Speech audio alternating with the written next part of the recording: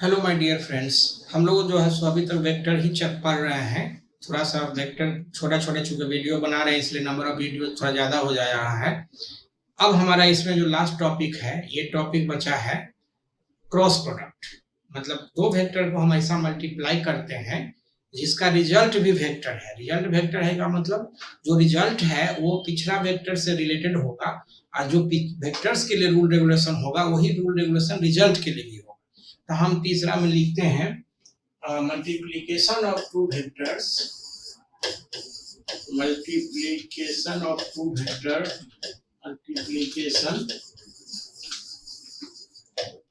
of two vectors giving vector result,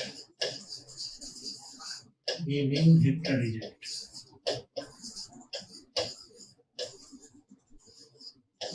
या इसी को हम लोग वेक्टर प्रोडक्ट बोलते हैं क्योंकि रिजल्ट वेक्टर होता है, वेक्टर प्रोडक्ट। या इसी को हम लोग क्रॉस प्रोडक्ट बोलते हैं।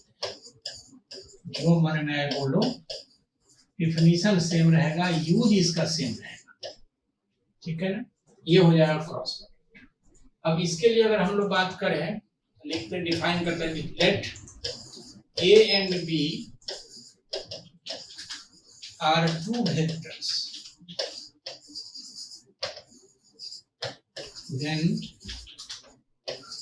the cross product of these two vector, cross product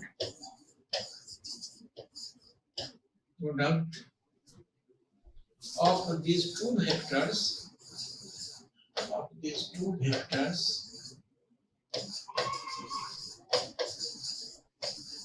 is defined as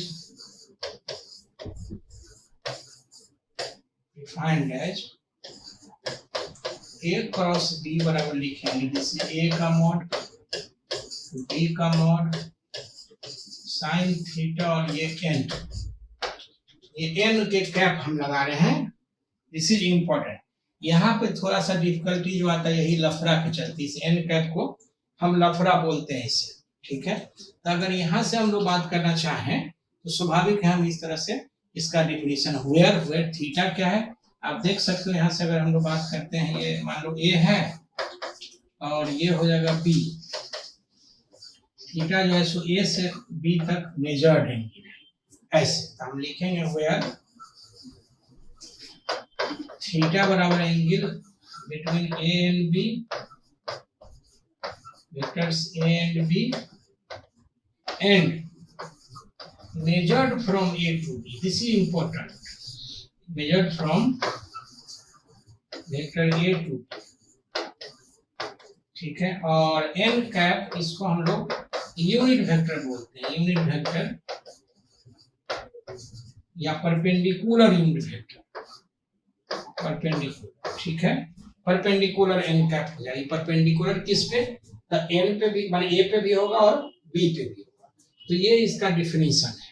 अब इसको थोड़ा सा हम आगे बात करना चाहें तो हम लिखते हैं ऑल्सो, हम लिखेंगे ऑल्सो A क्रॉस B। अगर हम फिर से एक बार लिखना चाहते हैं तो ये A का मॉड, B का मॉड, साइन थीटा और ये एंड कैप हो जाएगा।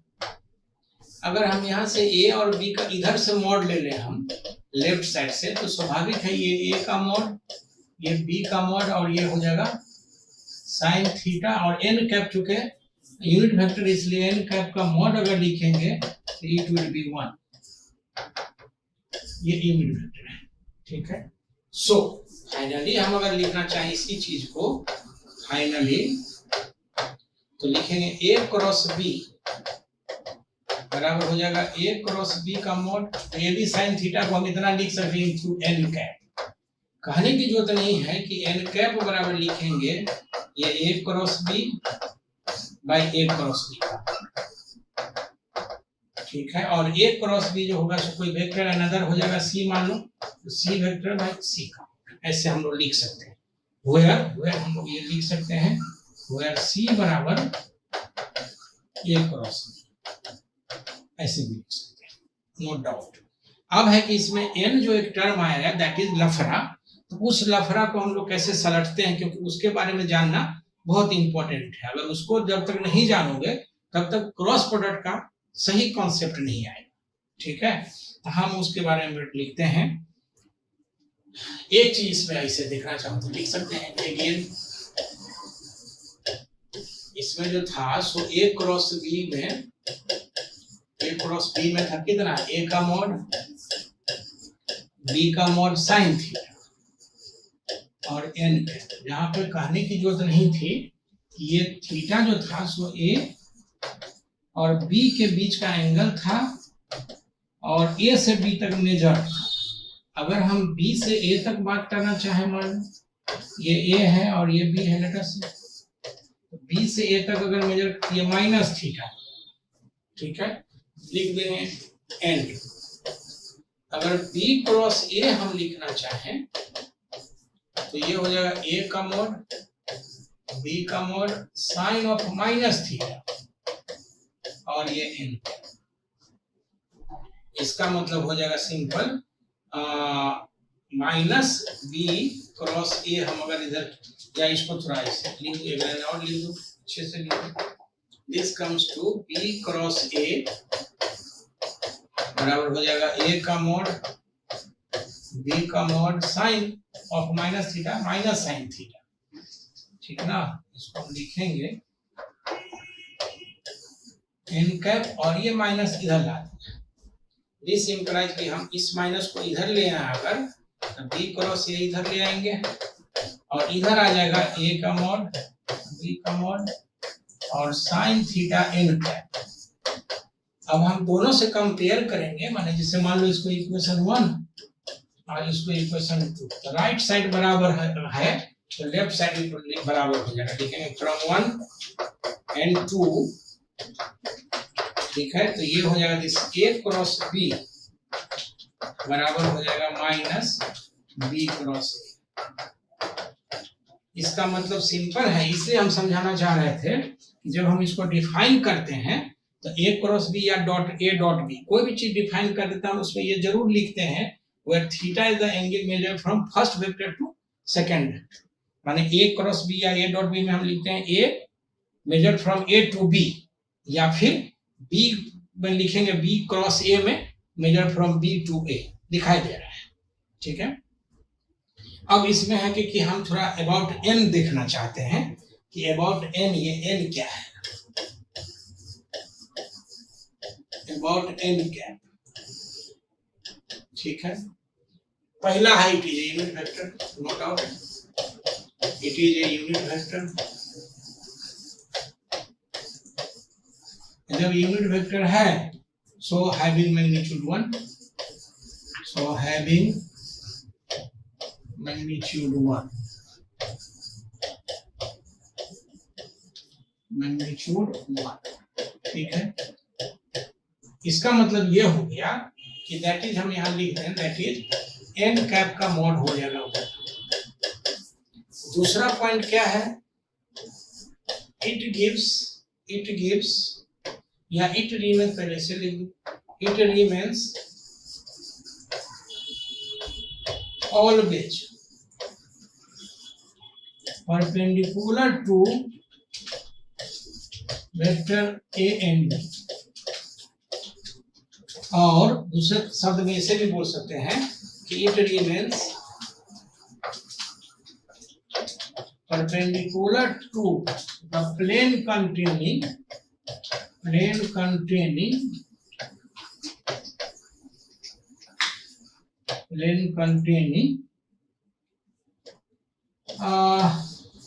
Vectors A and B.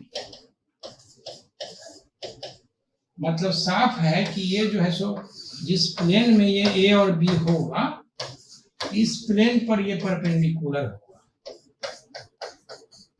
ये कुछ इस तरह से, अगर ऐसे कह दें तो ये एन हो जाएगा। इसको हम दिखाते हैं कि ये ऊपर की तरफ क्यों होगा, नीचे की तरफ क्यों नहीं होगा, वगैरह होगा। इसका मतलब ये हो गया दैट इज, अगर लिखना चाहें तो ये एन जो हो जाएगा परपेंडिकुलर ए एन परपेंडिकुलर जो है सो बी हो जाता है।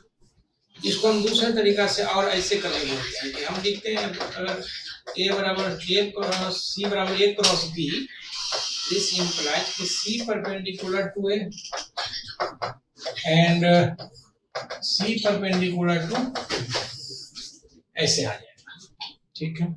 अब मामला इसमें यह है कि तीसरा पॉइंट हम लिखते हैं। तीसरा पॉइंट क्या है, ये देखो, तीसरा पॉइंट लिखेंगे, it gives the direction of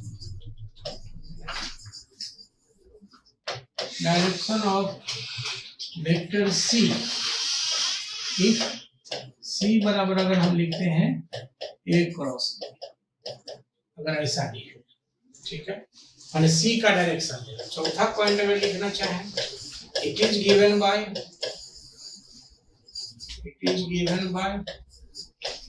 ये n कैप लिखते हैं, तो this is A cross B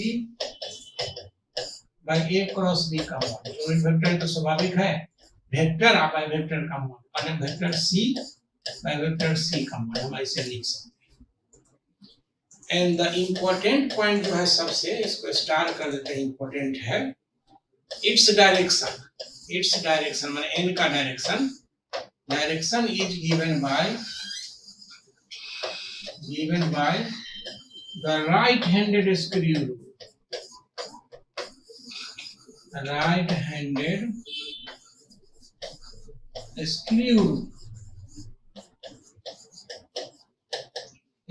ये क्या है, मैंने राइट हैंडेड स्क्रू रूल का मतलब हुआ कि दाहिना हाथ से जो हम स्क्रू घुमाते हैं उसका ये, उसके द्वारा हम लोग को ये देना हाथ से क्या मतलब हुआ, तो अगर मान लो कोई कलम है, ठीक है, तो कलम है तो अगर सिंपल है, देखो कि अगर इसको हम ऐसे खोलेंगे तो ऐसे खोलेंगे तो ऊपर जाएगा, ऐसे घुमाएंगे तो नीचे आएगा। तो ये जो कलम का है, हम पूरे के पूरे फिजिक्स 2 कलम लेके पढ़ा देते हैं, पूरे के पूरे फिजिक्स में कहीं कोई दिक्कत नहीं है। ये राइट हैंडेड स्क्रू रूल क्या है, अकॉर्डिंग टू व्हिच, उसी में हम ऐड करेंगे, according to which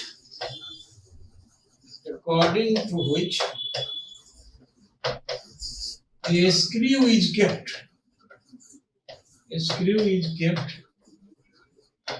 perpendicular to vectors A and B and is rotated by right hand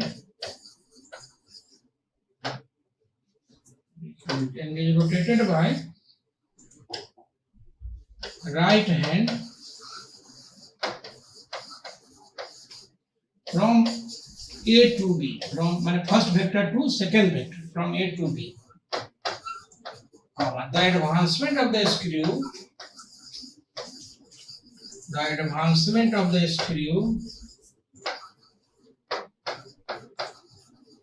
will give the direction of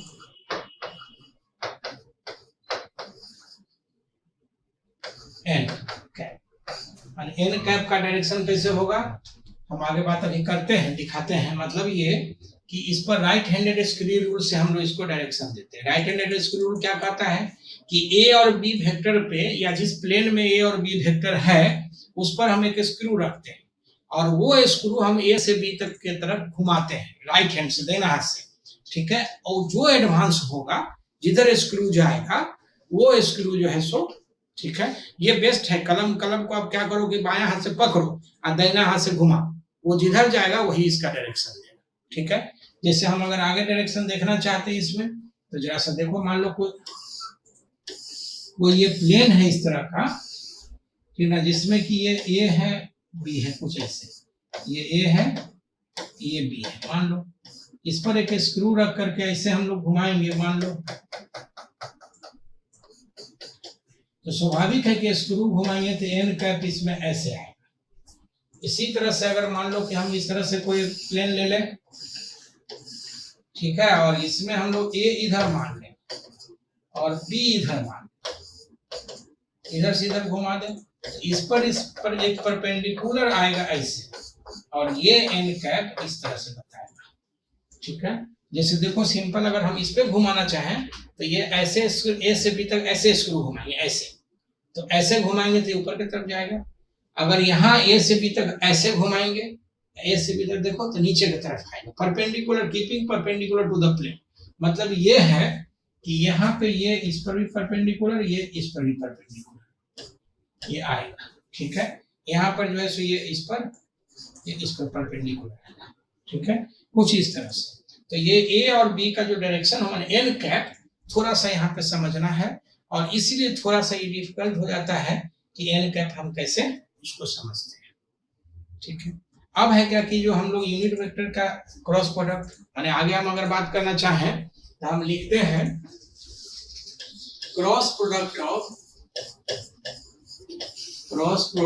of unit vectors.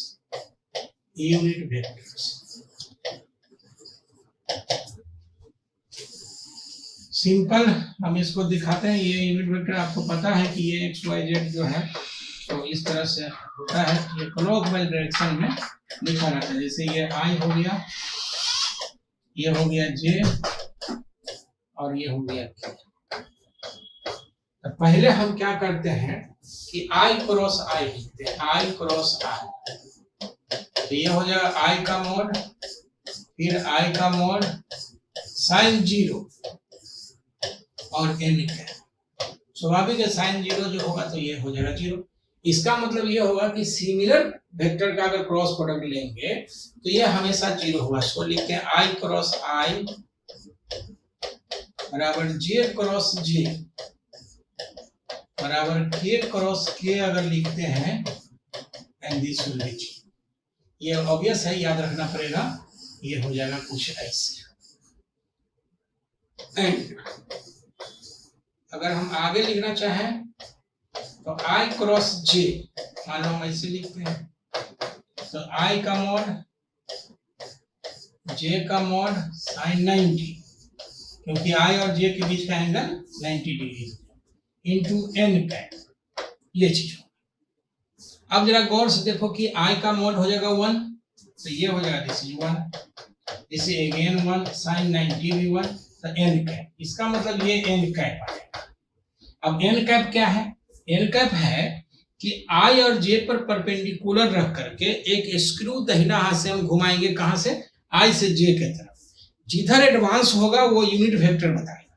तो अब आप जरा गौर से देखो कि इस पर अगर हम एक कोई स्क्रू रख करके ऐसे घुमाएंगे, देखो जरा गौर से कि आई से जे के तरफ घुमाएंगे तो ये एक जेड एक्सिस की तरफ आ जाएगा, और ये जो है सो जेड एक्सिस की तरफ, मतलब यूनिट वेक्टर के आ जाएगा, ठीक है। इसका मतलब दिस इज यूनिट वेक्टर के।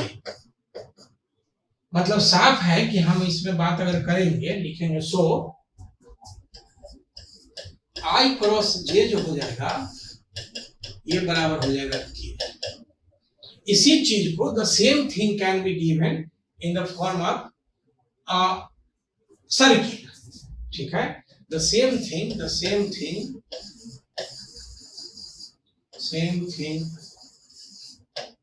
कैन बी गिवन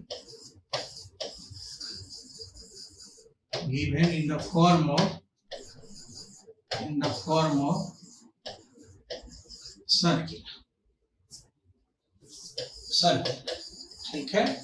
तो सर्किल के लिए अगर हम लोग बात करें तो एक देखो इसमें एक सर्किल बना दिया है, और इसमें एंटी क्लॉकवाइज डायरेक्शन में हम काउंटर क्लॉकवाइज या एंटी क्लॉकवाइज जो भी बोलो, इसको हम लोग पॉजिटिव मानते हैं। तो कहीं पे इसमें आई, इसमें जे, और इधर के लिए। अब इसमें जो तीर के डायरेक्शन में किसी भी दो वेक्टर को गुना करेंगे, माने क्रॉस प्रोडक्ट लेंगे, तो तीसरा जो वेक्टर होगा आंसर आएगा तीर के डायरेक्शन में। अगर इसी में उल्टा ले लें, ठीक है, तो ये माइनस हो जाएगा। जैसे हम लोग लिखते हैं यहाँ पे एग्जांपल के तौर पे, यहाँ फिगर से हम लिखेंगे, जैसे मान लो जे क्रॉस के, तो देखो तीर के डायरेक्शन में है तो ये आई हो जाएगा, जैसे के तरफ। के क्रॉस आई, मान लो ऐसा हो अगर लिखा हुआ है, ठीक है। तो अगर हम इसके लिए लिखेंगे तो ये हो जाए, देखो के क्रॉस आई तो ये जे आ जाएगा। इसी तरह से और अगर हम लिखना चाहें कि के क्रॉस जे, मान लो तो के क्रॉस जे, आप तुम देख सकते हो के और जे इधर से है उल्टा, तो ये माइनस आई हो जाएगा। तो हम इस तीर से या जे क्रॉस आई, तो ये हो जाएगा माइनस तीर। माने कहने का मतलब ये है कि ये जो है ना, हम इसमें एंटी क्लॉकवाइज यानी काउंटर क्लॉकवाइज तीर लगाएंगे, आई जे के कहीं भी लिख देंगे, यहाँ आई जे के जिसमें भी जहां भी मन हो वो लिख दो, और उसके हिसाब से अगर हम लोग बात करेंगे तो ये रिजल्ट आ जाएगा। ठीक है, अब इसमें हाँ, तो हम लोग बात कर रहे थे कॉन्सेप्ट ऑफ डिटर्मिनेंट का। तो कॉन्सेप्ट ऑफ डिटर्मिनेंट में जैसा देखो ये आ जाएगा कॉन्सेप्ट ऑफ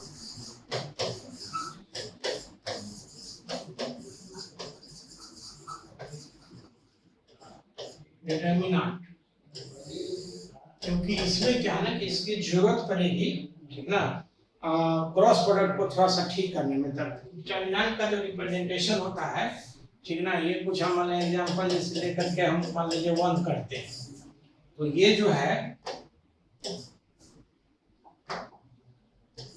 2 वाला अगर हम लोग बात करें, जैसे मान लो ये A1 A2 और ये B1 और ये B, मान लो ऐसा है। ठीक है, इसको अगर हम लोग तोड़ने की कोशिश करेंगे, मैंने डिटर्मिनेंट में सॉल्व करेंगे, तो दिस कम्स टू, इसमें क्या है कि इसको हम लोग रो बोलते हैं, यानी ये जो है सो इसको रो बोलते हैं, और ये जो है लाइन इसको कॉलम बोलते हैं, कॉलम। तो अब इसमें अगर हम लोग लिख दें इसे गुणा करके सिंपल, ठीक ना, ये माइनस ऐसे करके करता है, मतलब A1 B2, थोड़ा सा इसको माइनस A2 B1। इसी तरह से अगर हम तीसरा 3 वाला एलिमेंट वाला ले लें, जैसे मान लो कि ये है ऐसा A1 A2 A3 B1 B2 B3 और C1 C2 C3। अगर इसको हम लोग लिखना चाहें और इसको ब्रेक करना चाहें तो हम लोग सिर्फ इस तरह से लिखेंगे, जैसे मान लो कि ये A1 जो है, दिस इंप्लाइज कि A1 जिस रो कॉलम में है, मतलब ये रो हो गया, ये कॉलम हो गया, इसको कैंसिल कर तो बचेगा ये 4। तो ये ऐसे लेफ्ट साइड से हम लोग गुना करेंगे, तो लिखेंगे B2 C3 minus B3 C1 sorry C2, फिर माइनस, इसमें जो तोड़ेंगे ना तो ये प्लस माइनस करके हम अल्टरनेट करके लिखते हैं प्लस माइनस, ये माइनस हो जाएगा। अगर A2 ले लेंगे तो A2 जो है जिस रो और कॉलम में, माने ये लाइन खत्म कर दो और ये लाइन खत्म कर दो, इसमें लेकिन थोड़ा कचरा हो जाएगा, ये लाइन खत्म कर दो और ये लाइन खत्म कर दो, बचेगा B1 C3। तो हम लिखेंगे यहाँ B1 C3 minus C1 B3, अब प्लस लिखेंगे A3। अगर मान लो A3 लिख दें यहाँ पे, तो A3 जिस कॉलम में है, रो में है, और जिस कॉलम में है, अगर इसको हम हटा दें तो बचेगा B1 C2, लेफ्ट साइड से हम मल्टीप्लाई करेंगे, तो B1 C2 minus C1 B2, कुछ ऐसे लिखते हैं। मतलब कहने का ये कि ये हमारा जो क्रॉस प्रोडक्ट होगा उसमें इसकी जरूरत पड़ेगी, और इसलिए हम लोग इसको ब्रेक करके बता दिए। एक बार फिर बोल दे रहे हैं कि जिसमें ये हो गया रो, ये हो गया कॉलम, ठीक है, जिसमें अगर A1 ले लिए तो जिस रो में और जिस कॉलम में उसको हटा दो, कैंसिल कर दो, तो ये 4 बचेगा। इसको हम लोग लेफ्ट साइड से गुना करके इस तरह से घटा देंगे। इसी तरह A2 ले लेंगे तो ये रो ये गया, तो B1 C3, ठीक ना, और उसमें फिर उसी तरह से हम लोग बात करेंगे। तो ठीक है, इसको हम लोग कुछ इस हिसाब से ऐसे लिख देना, ठीक है, और फिर इस तरह से जो है सो C3 थोड़ा ठीक से लिख देते हैं यार, फिर उसी तरह से A2 A3 और इस तरह से हम लोग इसको ब्रेक करके बने आगे जो है सो इसकी जरूरत पड़ेगी, ठीक है। हम आगे फिर देखते हैं। अब हम लोग जो है सो पिछला वीडियो में हम लोग क्रॉस प्रोडक्ट को डिफाइन किए थे, ठीक ना, और यूनिट वेक्टर का क्रॉस प्रोडक्ट लेकर के बताए थे कि किस तरह से हम लोग यूनिट वेक्टर का थोड़ा सा डिटर्मिनेंट का आइडिया, चूंकि हमको जरूरत है डिटर्मिनेंट की, तो हम आइडिया डिटर्मिनेंट का दिए थे। अब रही बात ये है कि हम लोग किसी भी 2 वेक्टर का जो है सो क्रॉस प्रोडक्ट कैसे निकालते हैं, हम इसको इस वीडियो में हम लोग इसमें डिस्कस करेंगे कि किसी भी 2 वेक्टर का क्रॉस प्रोडक्ट कैसे निकालते हैं, ठीक है। तो हम लिखते हैं क्रॉस प्रोडक्ट ऑफ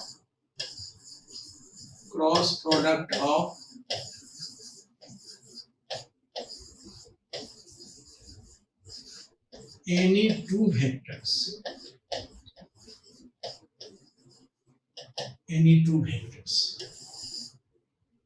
ठीक है। तो मानते हैं लेट ए बराबर मान लेते हैं a1i a2j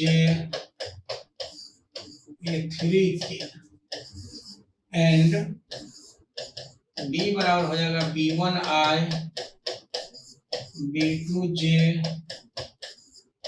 plus b3 are two vectors मान लिखते हैं देन a क्रॉस b अगर लिखते हैं इसका मतलब a का वैल्यू रखो a1i प्लस a2j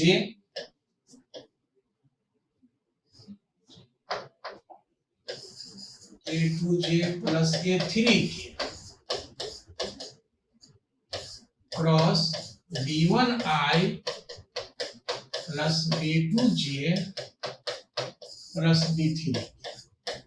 अब इसको जो है सो प्रोडक्ट लिखना है, जो सिंपल गुना है इसे तो इसका और भी तरीका है, ठीक ना। तो सिंपल जो गुना है उस तरीका से हम एक बार करके दिखाते हैं। उसके लिए क्या करेंगे कि एक जो सर्किल वाला नियम हम बताए थे, ये i ये j और ये k, ठीक है। अब क्या है कि सिंपल मल्टीप्लीकेशन करें। तो जरा गौर से देखो कि a1 को हम लोग लिखेंगे तो a1 b1 i cross i ये 0 हो जाएगा plus a1 b2 i cross j यहाँ से लिख सकते, देखो i क्रॉस j जो हो जाएगा सो k हो जाएगा। तो हम लिखेंगे this is k plus a1 b3 i cross k। अब देखो i क्रॉस k इधर से हो गया तो ये हो जाएगा माइनस j। इसी तरह से हम a2 से गुना कर लेंगे सामने, तो a2 से लिखेंगे तो a2 b1 j cross i, तो j क्रॉस i तो माइनस k प्लस ये 0 हो जाएगा, क्यों तो a2 b2 j cross j।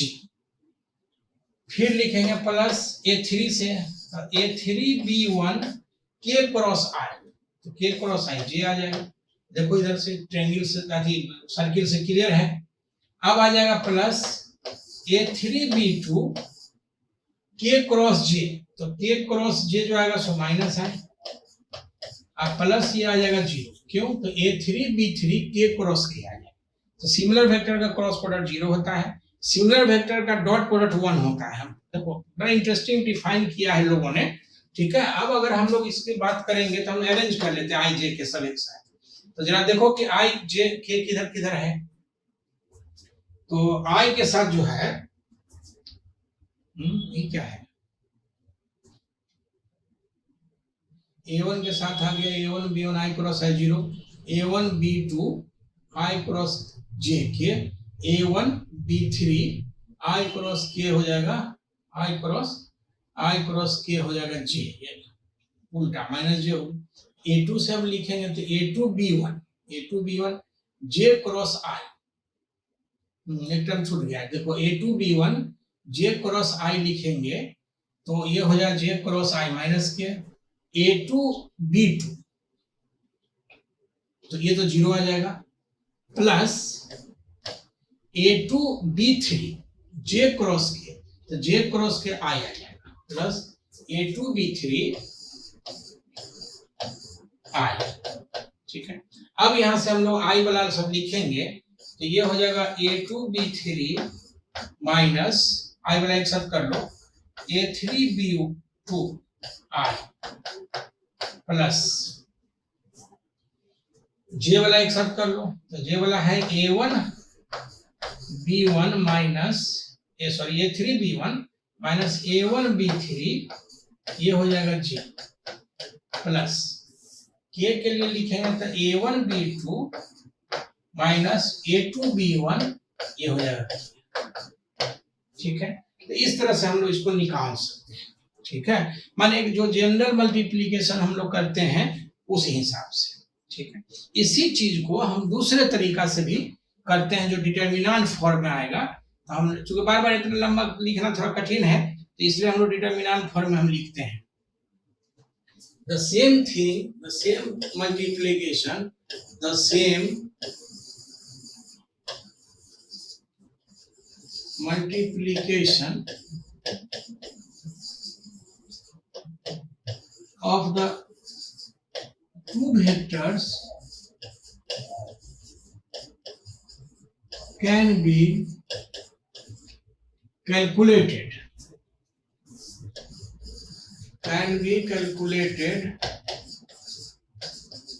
in the form of determinants, determinant।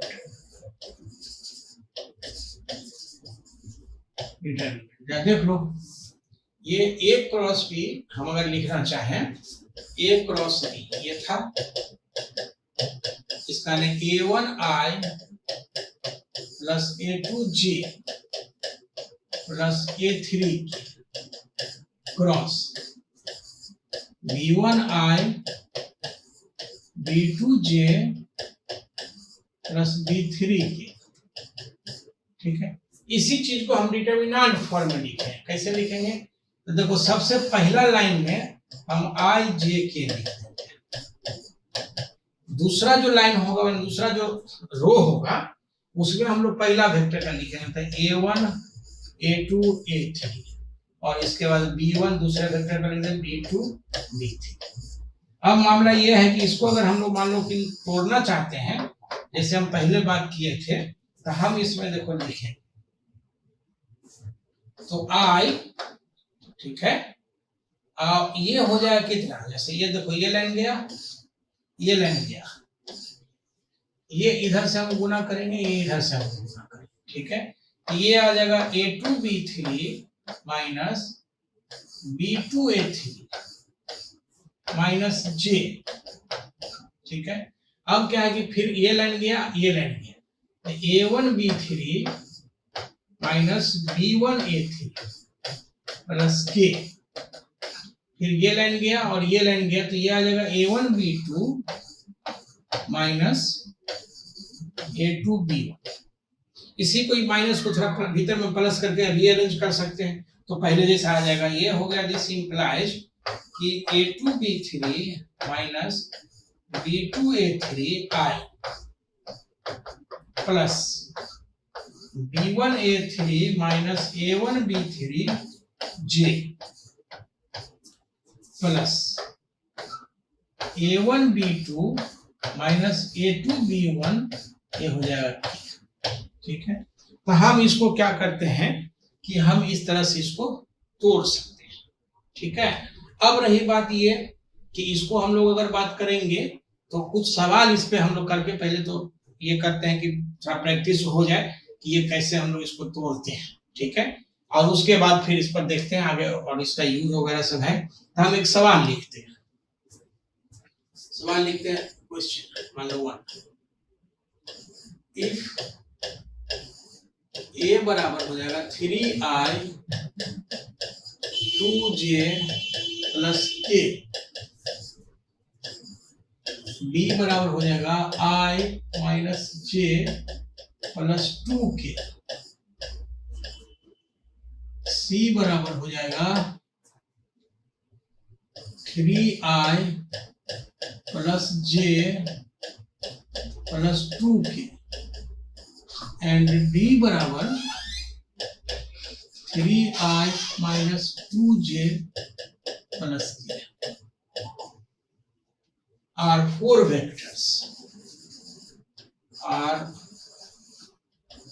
vectors, fine. अगर मान लीजिए हम फाइन लिखते हैं A क्रॉस B, दूसरा B क्रॉस C,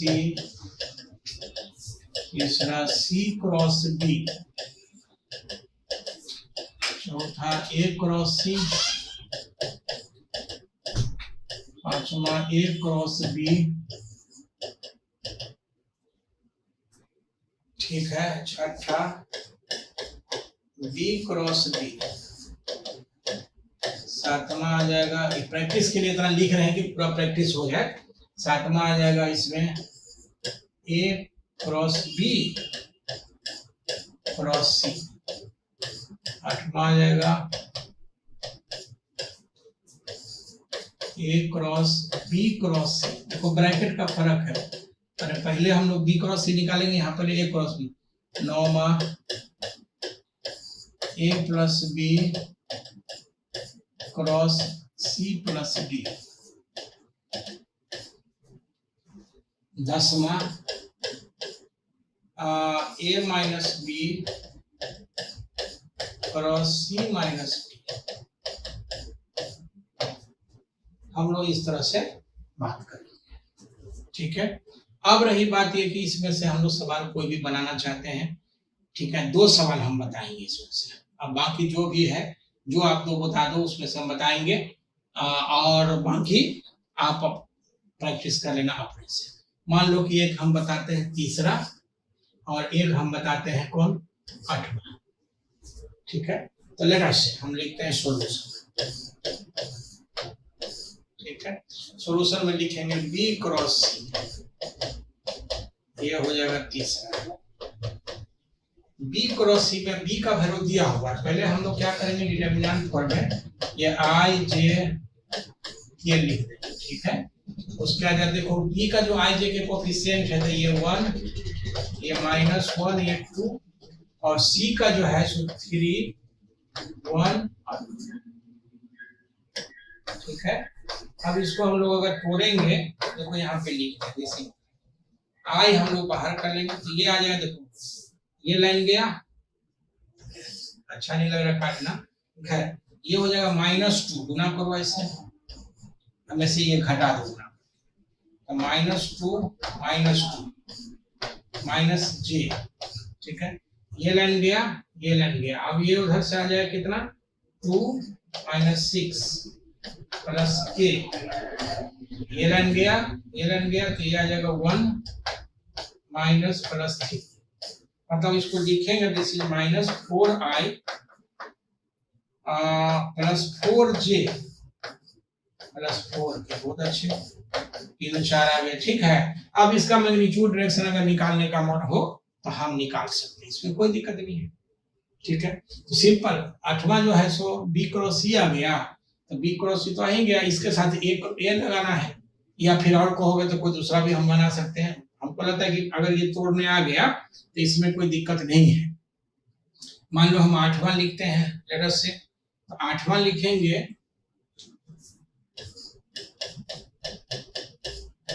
ये हो जाएगा ए क्रॉस बी क्रॉस सी, ऐसे। इसका मतलब साफ है कि ये अगर हम लिखेंगे तो पहले हम आई लिखते हैं जे और किया, संयोग से बी क्रॉस सी हम निकाल चुके हैं।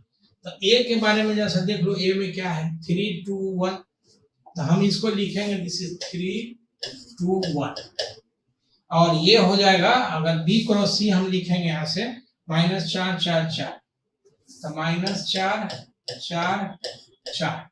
अब इसको जो है सो तोड़ना है, ठीक है। तो इसको अगर हम लोग लिखेंगे तो सिंपल फिर उसी स्टाइल में आई दिक्कत लगेगा तो इसको प्लस, इसको माइनस, इसको प्लस, ऐसे करके अल्टरनेट कर लेंगे। ये लाइन गया, ये लाइन गया। अब आई लिखेंगे तो इसका हो जाएगा 2, 4 दूना 8 -4 माइनस जे, देखो ये लाइन गया, ये लाइन गया, 4 दिया 12 प्लस 4 प्लस के, ठीक है। तो ये लाइन गया, ये लाइन गया, इसका मतलब हो जाएगा कौन, ये लाइन गया, ये लाइन गया, 4 दिया 12 प्लस 8 कुछ ऐसा, इसका मतलब हो जाएगा this is 4i plus 6 sorry -16j, ठीक है, -16j प्लस 20 किया, हम ऐसे लिख सकते हैं, ठीक है। इसमें कोई दिक्कत है। अब मैग्नीट्यूड चाहिए या फिर उसका जो चाहिए हम इसको निकाल, जैसे सपोज करो कि मैग्नीट्यूड चाहिए किस तरह का, तो ऑल्सो मान लो हम चाहते हैं ये ए क्रॉस बी क्रॉस सी, मान लो इसका मैग्नीट्यूड चाहिए, इसका मतलब सिंपल है, वेक्टर आ गया तो 4 चौका 16, 256 और 400। ठीक, जो आएगा सो आएगा। इस तरह से हम लोग मैग्नीट्यूड वगैरह सब हम लोग चाहें तो इस तरह से निकाल सकते हैं। बाकी इसमें अगर चाहो तो इसमें और भी बन सकता है, लेकिन हम लोग ठीक है बाकी सब बना लोगे, मुझे लगता है कि ये बन जाएगा। एक क्वेश्चन हम और इसमें दिखाना चाहते हैं, ठीक है।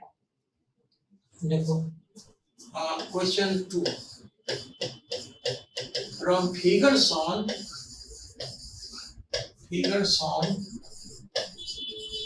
फाइंड। तो पहले फिगर बना दे तो क्लियर हो जाएगा। जैसे देखो यही 3 डायमेंशन वाला मामला आ जाएगा।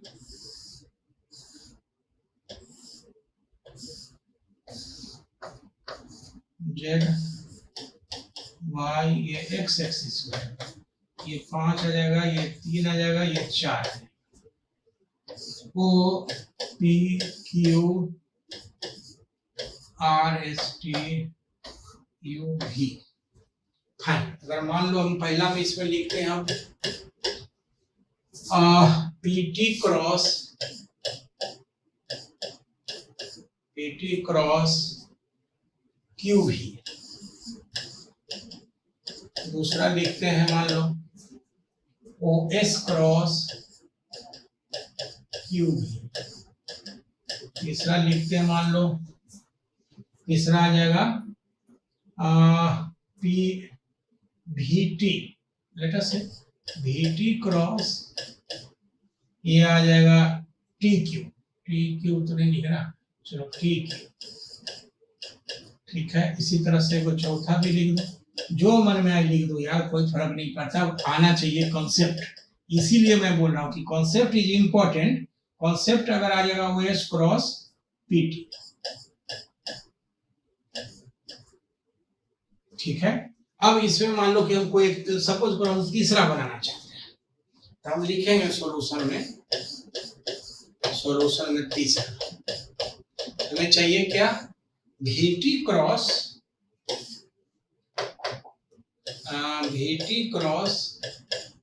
T Q. अब मेन है कि वीटी चाहिए ना, तो वीटी पहले चाहिए, तो वीटी निकाल लो और टी क्यू निकाल लो और उसके बाद क्रॉस निकाल दो, कोई दिक्कत नहीं है। वीटी माने वी से टी तक चलना है, कहाँ गया वीटी, यहाँ है जी।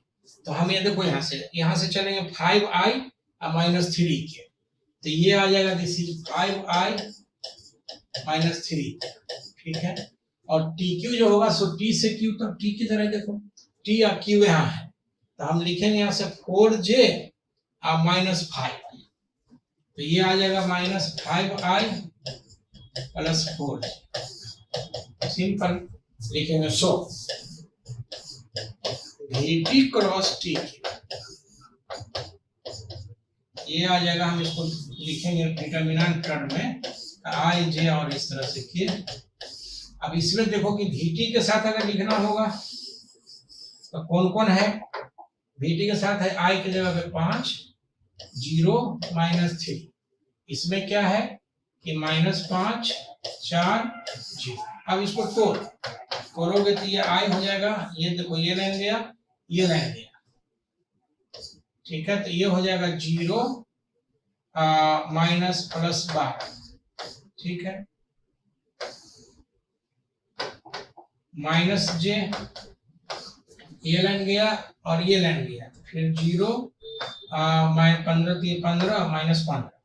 ठीक है, और ये आ जाएगा, सिंपल कैलकुलेशन है भाई, 15 प्लस के, अगर के लिखते हैं ये लाइन गया तो 4 चौका 16 माइनस जी। इसका मतलब ये फाइनली जो आ जाएगा सो 12i प्लस 15j प्लस 16। कहने का ये है कि बाकी का आप चाहो तो बना सकते हो। क्यों बना सकते हो, तो बाकी खाली वेक्टर चाहिए। वेक्टर ये घूमने वाला नियम हम इसमें बता चुके हैं, अगर आप वेक्टर निकाल लेते हो घूमने वाला नियम से तो सिंपल है कि ये हो जाए। ठीक है, इसमें हम समझते हैं कि कोई दिक्कत नहीं है और इस आप बना सकते हो इसमें। अब हम अगले वीडियो में इसका जो है सो क्रॉस प्रोडक्ट का ज्योमेट्रिकल मीनिंग, हालांकि इसमें एन वगैरह भी निकालने के लिए बोल सकता है कि तो हम ज्योमेट्रिकल मीनिंग और यूजेज पढ़ाएंगे, उस समय हम एन के लिए इस पे सवाल करके और तब सवाल करके बताना चाहेंगे उसमें कि कैसे हम एन निकालते हैं, माने unit vector perpendicular to both A and B like that. ठीक है, तो हम लोग उसमें अगले वीडियो में इस पे बात करेंगे। Thank you.